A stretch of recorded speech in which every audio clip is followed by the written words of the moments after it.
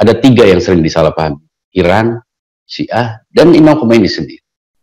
Saya ingin menitik beratkan pada apa yang dijadikan sebagai tajuk atau judul dalam diskusi ini, yaitu antara Imam Khomeini, antara spiritualitas dan politik. Kebetulan tema ini sering disalahpahami atau memang oleh pihak-pihak tertentu sengaja untuk dibuat, dimanipulasi sehingga orang menjadi salah paham, atau karena memang tidak cukup pengetahuan sehingga akhirnya terjerumus dalam kesimpulan-kesimpulan yang tidak valid. Secara pribadi saya sebetulnya adalah pernah di Iran sekitar 6 tahun, dan pada masa-masa awal saya termasuk bisa dikatakan salah satu generasi awal yang berada di Iran sekitar tahun 82. Jadi masih dalam suasana revolusi, memasuki tahun-tahun pertama pertempuran Irak-Iran yang dikobarkan oleh pihak Irak, dari yang juga didorong oleh Amerika dan kekuatan-kekuatan imperialistik saat itu, didukung juga oleh rezim-rezim Arab yang menjadi sekutu bagi Amerika.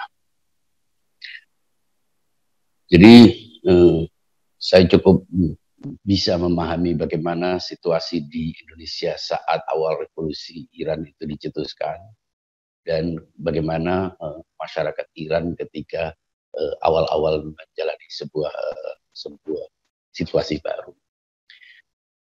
Jadi masyarakat Iran itu belum pernah punya tradisi republik.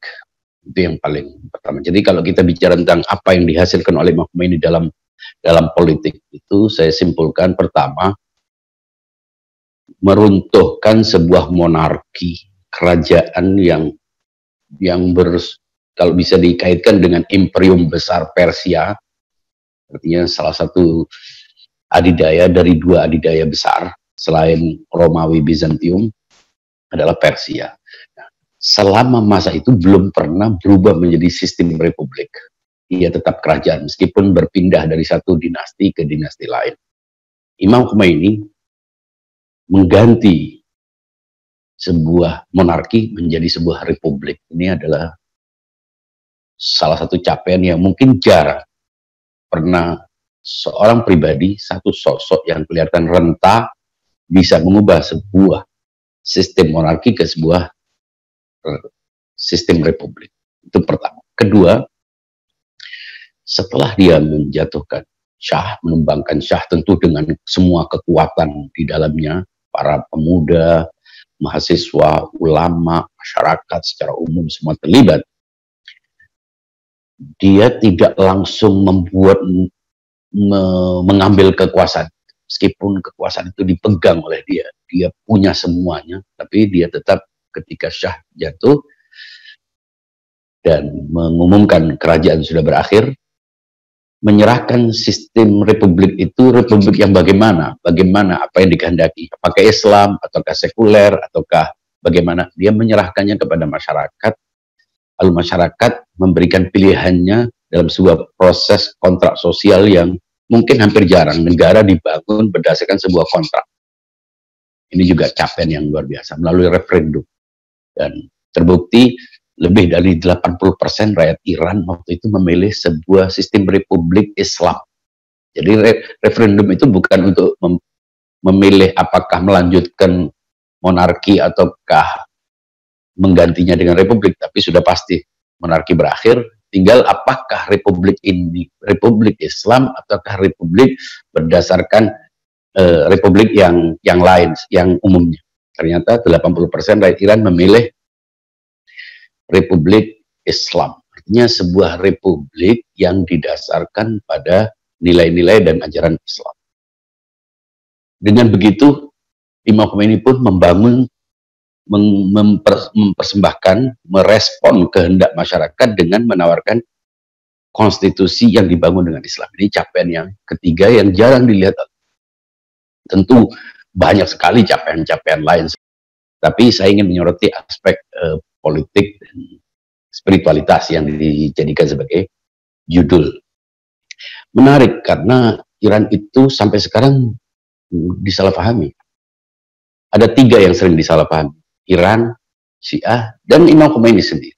Memang awalnya seluruh pihak, termasuk orang-orang yang disebutkan tadi oleh Pak Subarkah, yang afiliasi pemahaman keagamaannya itu sebetulnya berseberangan dengan Syiah, itu mendukung. Karena waktu itu memang orang tidak melihat Syiah, karena yang ditampilkan oleh Iran juga bukan revolusi Syiah, meskipun di akhir kemudian berusaha untuk digambarkan, dirusak citranya, menggambarkan ini adalah sebuah revolusi Syiah, padahal bukan hanya revolusi Islam dalam pengertiannya yang kaku, tapi Islam dalam pengertiannya yang universal. Ini yang sering disalahpaham. Terlepas dari rincian capaian-capaian Imam Khomeini dalam bidang politik, kalau kita hendak berbicara tentang bagaimana memahami kaitan antara Islam, antara politik dan spiritualitas. Ini sering orang memahami bahwa politik itu adalah sesuatu yang terpisah dari agama, dari spiritualitas, dari religiusitas dan lain sebagainya. Nah, yang dihadirkan oleh Imam Khomeini itu bukan hanya menampilkan sebuah visi baru, paradigma baru tentang politik, tapi juga menawarkan sebuah visi baru tentang melihat Islam. Nah, mengapa heboh dunia Islam terutama? Ya karena memang selama ini mereka tahu Islam itu ya kiblatnya Arab Saudi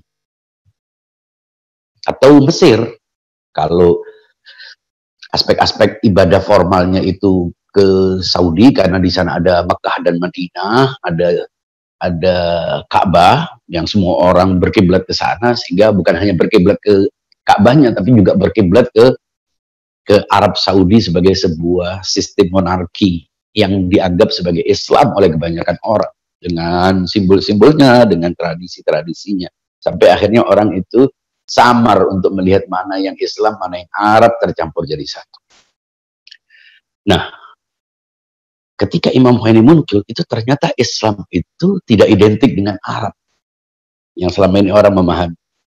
Dihadirkan pertama poin tentang Islamnya bahwa Islam itu tidak mesti menjadi identik dengan Arab, dan itu digambarkan oleh Imam Khomeini dengan tetap mempertahankan keiranannya. Kayak itu, kalau Islam selama ini dipahami oleh orang itu adalah pemahaman-pemahaman yang terpisah dari politik, terpisah dari sains, terpisah dari rasionalitas, justru Imam Khomeini memperkenalkan kepada dunia, terutama kepada dunia Islam, Islam itu relevan. Islam itu tidak hanya ngaji kitab-kitab kuning. Islam itu tidak hanya ritual-ritual yang ada, tapi Islam itu adalah sebuah pandangan yang dinamis, yang bisa menjawab tantangan zaman. Nah, dari mana orang tahu tentang Islam itu? Imam Khomeini berusaha menghadirkan, nah, direpresentasi oleh apa Islam yang ditawarkan oleh Imam Khomeini, oleh revolusi, oleh bangsa Iran ini? Dengan 2 juru bicara, tanda petik. Yang pertama adalah orang yang mewakili sosok intelektual, dan itu disebutkan tadi oleh Pak Subarkah adalah Ali Syariati. Tapi jangan lupa, Ali Syariati itu hanya seorang dekonstruktor, dia orang yang mendekonstruksi, tapi tidak membangun. Justru yang membangun adalah juru bicara yang kedua, yang penampilannya justru seperti kiai, seperti ulama, dan itu karya-karyanya juga tersebar di Indonesia. Murtada Mutahari. 2 orang ini adalah yang menjelaskan Islam yang dibawa oleh Imam. Saat itu semua orang menerima Islam. Orang bangga, orang jenuh terhadap Islam yang dianggap sudah out of date. Islam itu tidak mampu bersaing dengan pemikiran-pemikiran global yang saat itu sangat dominan, seperti Marxisme, eksistensialisme, idealisme Hegel, dan pandangan-pandangan yang saat itu membius banyak pemuda-pemuda bahkan di dunia Islam, bahkan di Indonesia.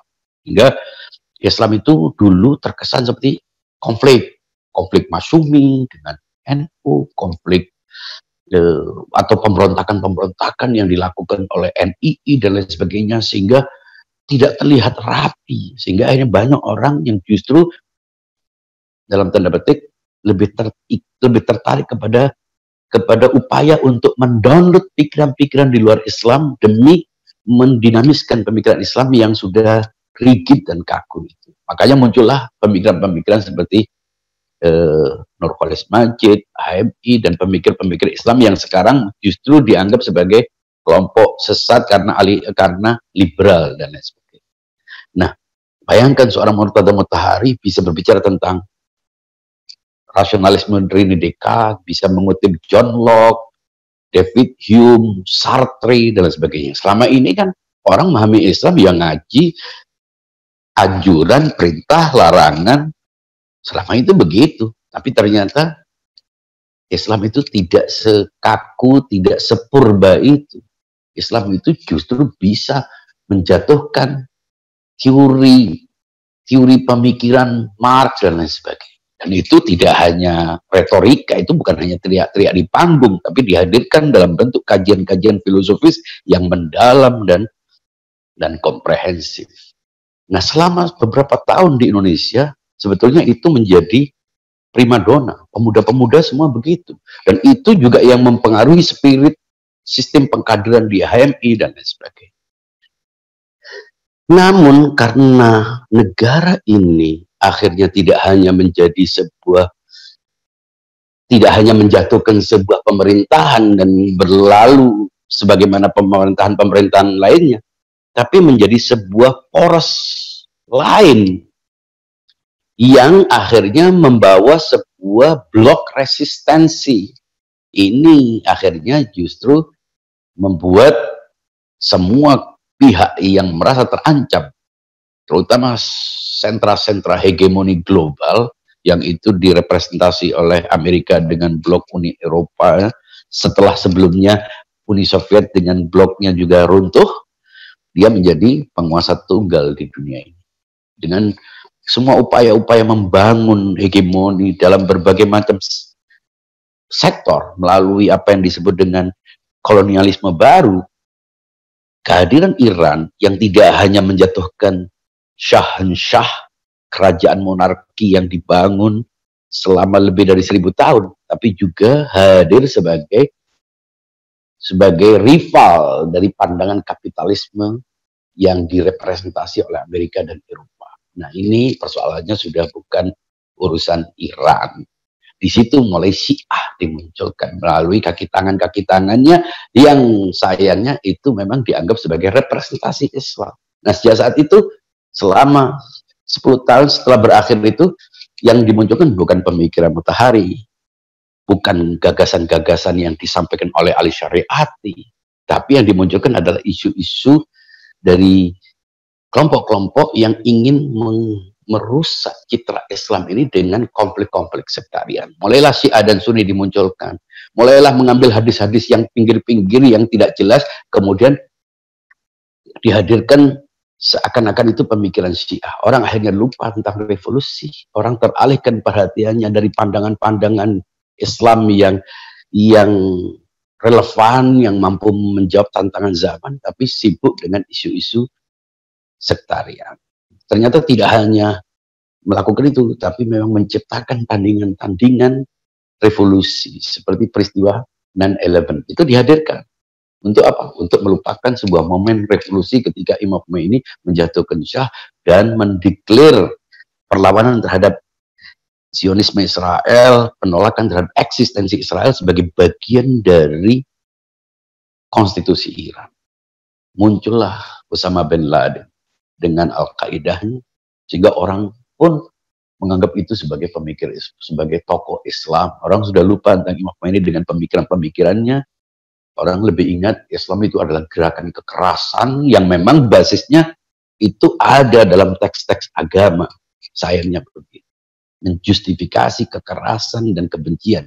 Tidak lagi membangun pemikiran yang rasional. Dan makin jauh diperkuat, itu menjadi sebuah upaya memecah belah umat Islam disebar di seluruh dunia. Fokusnya apa? Menubah citra Islam yang dihadirkan oleh Imam Khomeini sebagai Syiah, dan Syiah dimunculkan sebagai kelompok sesat, kafir dan lain sebagainya, yang sampai sekarang tetap berkembang. Sayangnya karena itu dilakukan secara masif, secara intensif, tidak sedikit orang yang terpengaruh itu. Lupa Iran, lupa Syiah, lupa Imam Khomeini. Artinya bukan lupa, artinya menggantikannya dengan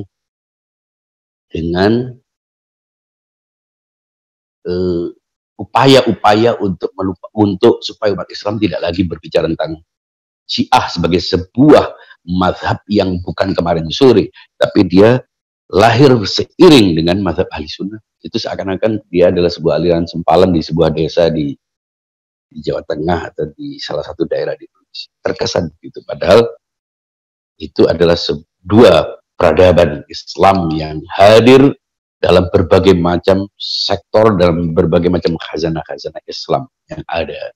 Yang orang tidak pernah tahu tentang Islam ini, ya kalau paham Islam itu ya Saudi. Orang pahamnya kalau Islam itu ya emir-emir di negara-negara Teluk itu. Orang pahamnya kalau Islam ya kajian-kajian Islam itu ya di Mesir. Tidak tahu bahwa di Iran itu punya sebuah sejarah pemikiran Islam yang luas sekali, sampai tokoh-tokoh dari kalangan ahli sunnah juga itu dari Iran. Al-Ghazali, Fakhrul Razi dan lain sebagainya itu adalah orang-orang Iran. Jadi hubungan antara Iran dan Syiah ini itu antara umat Islam dengan Iran dan Syiah dengan Imam Khomeini itu benar-benar secara sistemik digunting secara total. Namun itu tidak berarti tidak berarti semua orang menyalahpahami. Untungnya masih ada sisa-sisa yang berusaha untuk menyuarakan, mengajak umat Islam untuk bersatu, mengajak umat Islam untuk meninggalkan dendam-dendam masa lalu yang justru itu melemahkan. Saya kembali kepada tema yang dibicarakan dalam diskusi. Spiritualisme dan politik. Imam Khomeini punya gagasan tentang politik yang sudah pernah kita ketahui dalam bukunya Hukumat Islami. Di situ dia berbicara tentang wilayatul faqih dan sebagainya. Nah, gagasan politik Imam Khomeini yang sampai sekarang tetap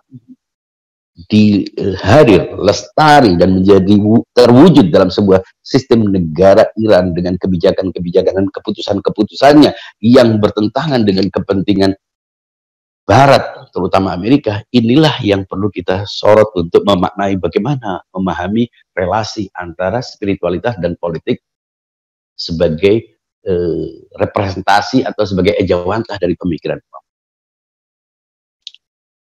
Kalau kita tahu sebetulnya selama ini demokrasi itu dianggap sebagai karya pemikiran manusia yang paling rasional, paling logis, paling realistis. Mengapa? Karena tidak mungkin dalam sebuah negara orang itu punya pemahaman yang sama. Karena itu perlu sebuah mufakat, sebuah sistem kontrak sosial di mana setiap masyarakat berpartisipasi untuk menyusun sebuah konstitusi, undang-undang, aturan yang mengikat setiap warga. Saya kira setiap orang juga paham. Tapi bagaimana peran agama? Ketika orang hanya menerima sebuah konsep demokrasi, itu berarti yang menjadi dasar konstitusinya adalah kesepakatan. Nah, di sini agama tidak mendapatkan tempat. Mengapa? Karena agama bukan hasil kesepakatan. Agama adalah sebuah ajaran yang diturunkan oleh Tuhan. Dan akhirnya ketika orang menerima demokrasi selama ini, sebelum Imam Khomeini memperkenalkan faqih, itu berarti harus menolak agama dalam ranah sosial, dalam hubungan antar sesama manusia. Ia harus menjadi berada dalam ruang privat.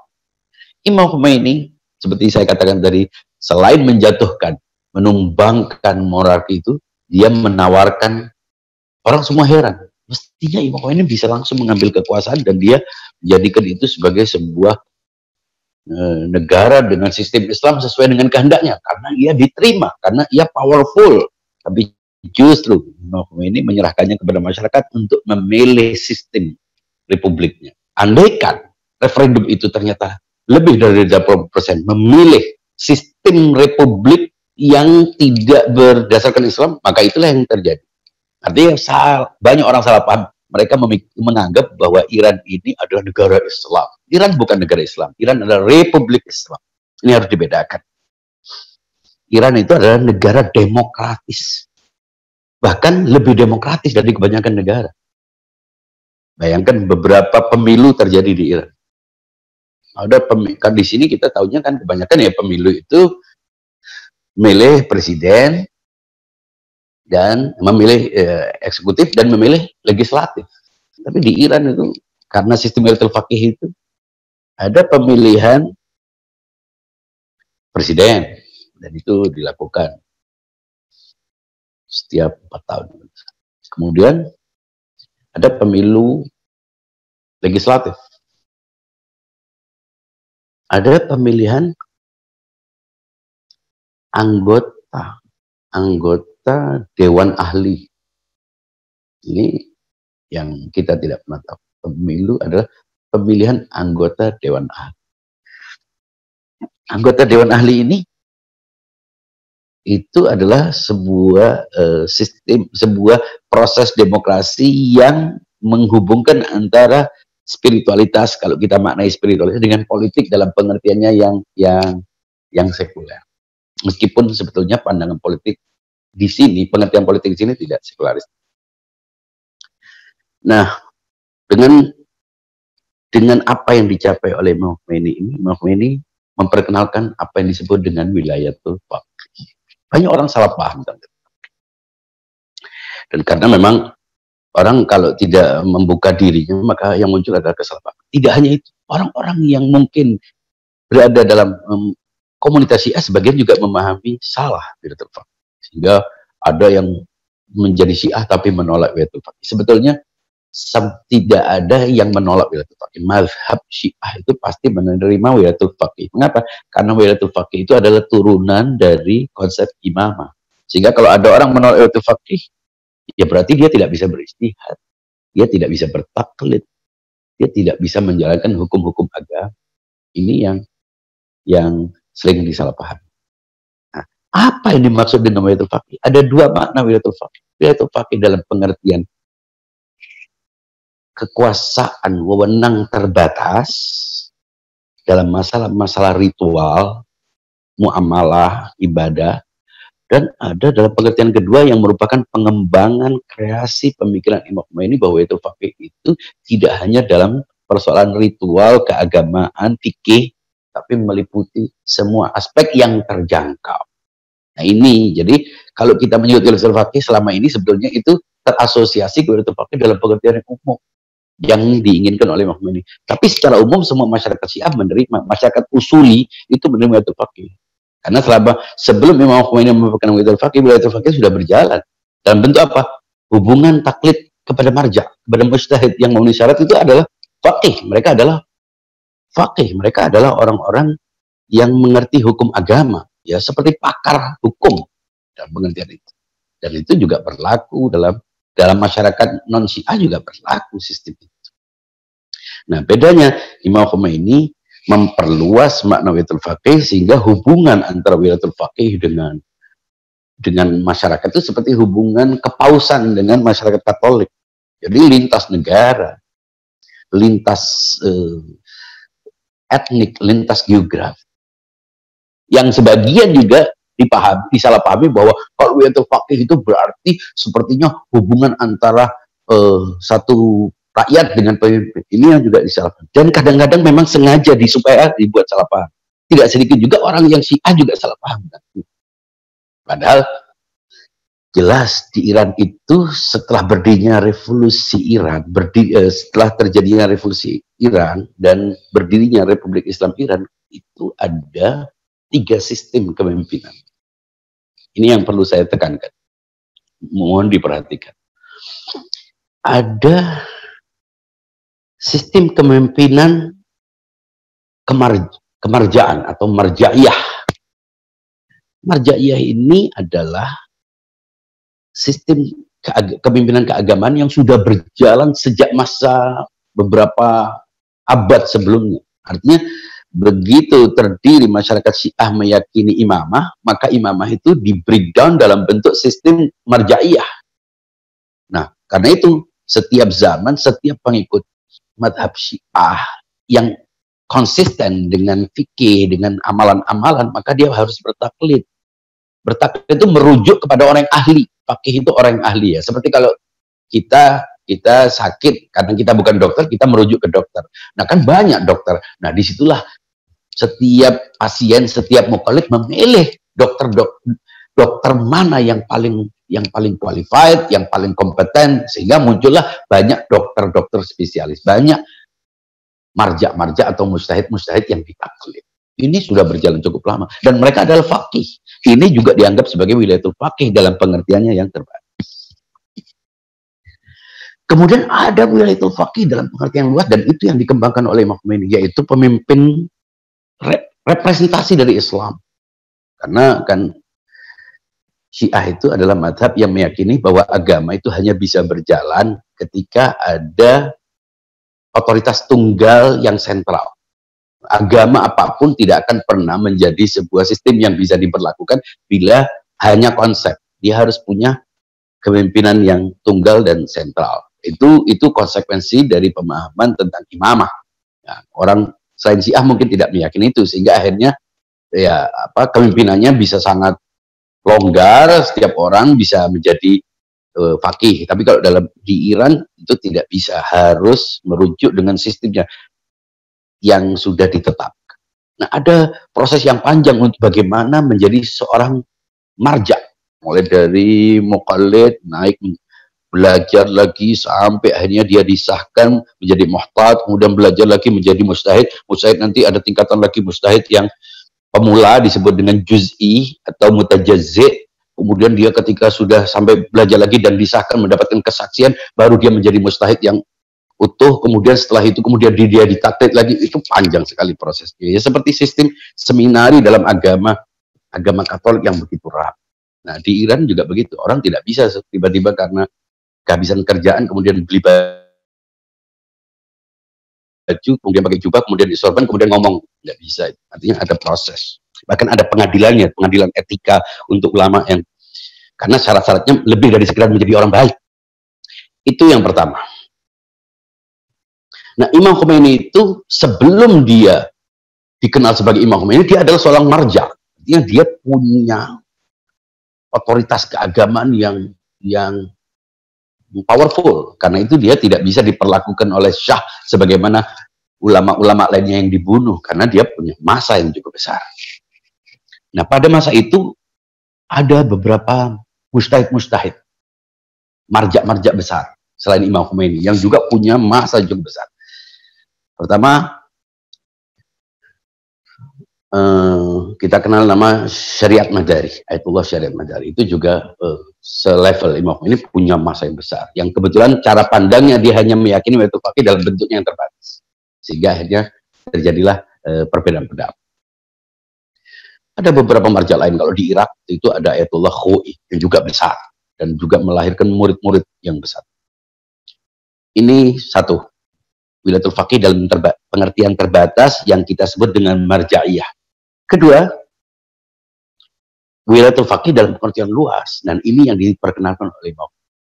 Dan sedikit orang memahami itu karena bingung, cenderung memahaminya secara makna politik, padahal itu adalah wewenang keagamaan. Artinya, orang yang terikat dengan wilayatul faqih itu bukan dalam persoalan-persoalan politik, tapi persoalan-persoalan keagamaan yang meliputi umat Islam, kepentingan umat Islam. Tidak ada hubungannya dengan negara, tidak hubungannya dengan sistem negara manapun. Dan tidak mendelegitimasi sistem negara dimanapun. Ya seperti saya orang Sunni terikat dengan fatwa-fatwa Syekhul Azhar. Apakah kemudian saya kehilangan keindonesiaan saya? Tidak ada. Orang Katolik dia ingin dia terikat dengan sistem kepausan di Vatikan. Dia tetap adalah orang Indonesia. Mengapa? Karena agama itu lebih luas dari sebuah negara. Dia ada sistem yang vertikal, yang transenden. Nah, bagaimana dia posisinya sebagai warga negara? Ya, dia terikat dengan konstitusi di mana negara berada. Ini yang sering dimuncul-munculkan. Kalau orang Syiah itu transnasional, orang Syiah itu terikat dengan Wilayatul Faqih, kok Wilayatul Faqih itu terikat. Wilayatul Faqih itu seperti orang terikat dengan mendatangkan ulama dari Mesir, dari Hadramaut, itu semuanya apakah berarti itu transnasional? Tidak ada. Tapi karena Syiah, ya itu yang diaduk-aduk terus. Sementara orang Syiah tidak pernah dikasih kesempatan untuk memberikan hak jawab. Nggak pernah dikasih panggung. Bahkan yang ngomong tentang Syiah adalah orang nggak ngerti Syiah sama sekali di televisi, di mana-mana. Hingga akhirnya kita kadang-kadang ketawa sendiri, lihat. Ini nggak tahu tapi sok tahu. Tapi banyak sekali. Itu jumlahnya sangat banyak. Akhirnya capek, ya kita nggak dengar. Yang ketiga adalah rahbari. Sistem kepemimpinan rahbari. Apa sistem kepemimpinan rahbari? Sehingga sering disebut dengan rahbar. Rahbar adalah pemimpin tertinggi dalam struktur negara Republik Islam. Mengikat siapa? Dia hanya mengikat warga negara Iran.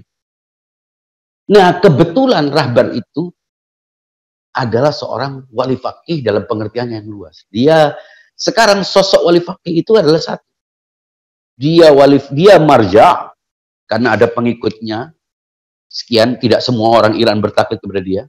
Karena ada marja-marja lain seperti Imam Ali Khamenei ini, dia seorang marja. Lanjut Imam Khomeini, marja. Artinya yang bertaklid bukan semua orang Iran bertaklid kepada dia. Dia adalah seorang wali amril muslimin. Artinya orang-orang yang meyakininya sebagai representasi dari Imam Maksum, ya mengikuti dia. Dalam hal apa? Dalam hal-hal yang berhubungan dengan kepentingan umat Islam bersama. Misalnya memboikot produk-produk Israel. Nah, ini tidak ada hubungan dengan negara. Bahwa umat Islam itu kadang justru menggunting fatwa-fatwa ulama. Misalnya diperbolehkan untuk sholat di Masjidil Haram pada masa haji dalam situasi tertentu untuk sujud tanpa menggunakan benda-benda yang dianggap sebagai syarat keabsahan dalam fikih Syiah. Demi apa? Demi persatuan. Nah, itu tidak ada hubungan dengan negara. Itu apa?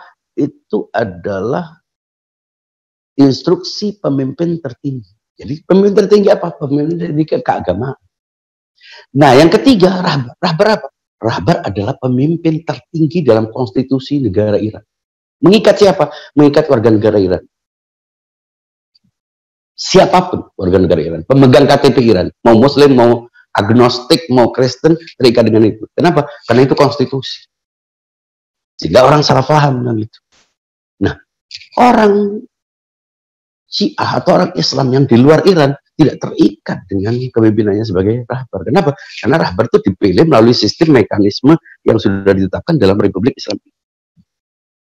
Ini tidak ada hubungannya. Tapi orang bisa terikat dengan dia sebagai wali amril muslimin. Sebagaimana orang Salafi di sini terikat dengan imam Masjidil Haram. Tidak ada masalah. Atau seorang Sufi di sini terikat dengan Sufi yang ada di Siprus sana. Biasa saja. Jadi hubungan keagamaan itu beda dengan hubungan politik. Apa bedanya? Bukankah Imam Khomeini meyakini politik itu adalah agama? Ya, tapi politik yang didasarkan pada akseptabilitas publik. Maka itu ada referendum. Jadi yang terikat dalam kepemimpinan sistem faqih secara politik hanya yang punya akseptabilitas, hanya yang telah menetapkan dia sebagai pihak yang menerima. Dan itu hanya berlaku di Iran. Maka itu Syiah yang ada di Irak tidak mesti sama-sama Syiah, tapi tidak mengikuti Wilayatul Faqih. Ini yang sering disalahpahami oleh orang selain Syiah dan orang sekuler maupun orang-orang yang tidak paham tentang konstitusi. Nah, berjilbab misalnya. Di sini kan jilbab itu kesadaran orang. Besok bisa berjilbab, besoknya lagi tidak berjilbab. Nah, itu biasanya buka jilbab, tutup jilbab kalangan artis. Di Iran tidak bisa. Mengapa perlu ada represi terhadap pengguna jilbab? Karena berjilbab itu undang-undang. Jadi tidak berjilbab itu adalah pelanggaran undang-undang, tindakan ilegal. Bahkan pemimpin negara lain kalau mau berkunjung ke Iran, kalau dia perempuan, dia juga harus menutupi kepalanya. Karena apa? Protokoler. Ini yang tidak dipahami oleh orang. Nah, Imam Khomeini itu membangun sebuah sistem Islam, tapi harus didasarkan pada republik, pada kehendak masyarakat. Makanya beda negara Islam dengan republik Islam. Islamic State yang disuarakan oleh para pendemo atau kelompok-kelompok di Suriah sana dengan Islamic Republic. Beda. Islamic Republic kalau dalam bahasa Arab disebut Al-Jumhuriyah Islamiyah, atau dalam bahasa Parsi disebut Jumhuriyah Islami. Itu subjeknya adalah republik. Islamnya adalah adjektif. Jadi kalau disebut dengan Republik Islam, itu maksudnya republik yang bersifat Islam. Bukan Islam kayak tiba-tiba secara serta-merta ujuk-ujuk kata orang Jawa dijadikan sebagai undang-undang. Tunggu dulu, ada sistem untuk menyimpulkan. Ada lembaga garda yang kemudian sehingga disebut dengan Islam itu apa? Islam tidak harus ada ayatnya, tidak harus ada hadisnya. Selama tidak bertentangan dengan akal sehat, selama tidak bertentangan dengan prinsip-prinsip Islam, itu disebut dengan Islam. Jadi tidak harus ada ayatnya untuk disebut Islam. Nah, dalam pengertian luas ini, ya apapun yang tidak bertentangan dengan Islam adalah Islam. Nah, itu jangan heran, undang-undang di Iran dengan undang-undang di negara-negara Barat pun mungkin beda-beda tipis. Ya sama. Lalu apa yang membedakan Islaminya? Yang membedakan Islaminya bahwa ini berujung kepada sistem yang terhubung dengan imam, dengan nabi, dengan Allah. Lalu untuk diberlakukan, dia memerlukan partisipasi publik. Sehingga kalau tidak ada akseptabilitas, maka tidak akan terjadi Republik Islam. Republik Islam Iran adalah sebuah negara demokrasi yang didasarkan pada kontrak sosial, kehendak masyarakat. Dan Islam di situ dijadikan sebagai konstitusi. Tidak dalam bentuknya yang rigid, tapi dalam bentuknya yang elastis, dinamis, spekulatif, dan terus diperbaharui dengan amandemen-amandemen dan lain sebagainya. Jadi, kalau kita bicara tentang bagaimana Imam Khomeini mengharmoniskan antara spiritualitas dengan dengan politik, maka itu bisa kita pahami dalam bentuk dua. Dalam Wilayatul Faqih yang pilarnya adalah dua. Pertama, legitimasi, divine legitimasi. Legitimasi transenden yang merupakan kepanjangan dari imamah yang diyakini sebagai sistem kelanjutan kepemimpinan Islam, kepemimpinan dalam agama Islam. Dan akseptabilitas publik, penerimaan publik yang harus dihadirkan dalam bentuk kontrak yang jelas, referendum yang mengikat masyarakat. Nah, atas dasar itu berdirilah Republik Islam. Salah satu yang menjadi dasar dari yang menjadi khas Iran itu, mengapa selalu dimusuh, mengapa selalu dibenci, mengapa harus disalahpahami, mengapa harus dikait-kaitkan dengan Syiah, mengapa walaupun yang berusaha untuk menghadirkan, mungkin hampir semua ulama yang besar pernah diundang oleh, disambut, dijemput, diberi segala macam, tetap aja sebagian salah paham. Karena apa? Karena uang yang datang juga lebih besar setelah itu. Uang dari umrah kita, dari haji kita yang datang itu kembali lagi ke kita untuk menghidupkan majelis-majelis yang mengkafirkan, menyesatkan, yang bukan Islam, nah, yang terus-menerus itu dihadirkan dalam bentuk buku-buku atau lembaga-lembaga atas nama tahfidz dan lain sebagainya. Ini yang perlu dipahami supaya kita kalau bicara tentang Imam Khomeini, berbicara tentang apa yang sudah dihadirkan. Dia tidak hanya menghadirkan Islam, tidak hanya menghadirkan sebuah revolusi, tidak hanya menjatuhkan Syah, tapi memberikan makna baru tentang bagaimana mengharmoniskan Islam yang transenden, yang datang dari langit, yang datang dari Tuhan, dengan sistem demokrasi yang merupakan pilihan masyarakat dalam sebuah negara yang, dalam sebuah masyarakat yang majmuk. Kira-kira itu mudah-mudahan bisa dipahami dengan semua keterbatasan saya. Mohon maaf kepada semuanya. Sekian.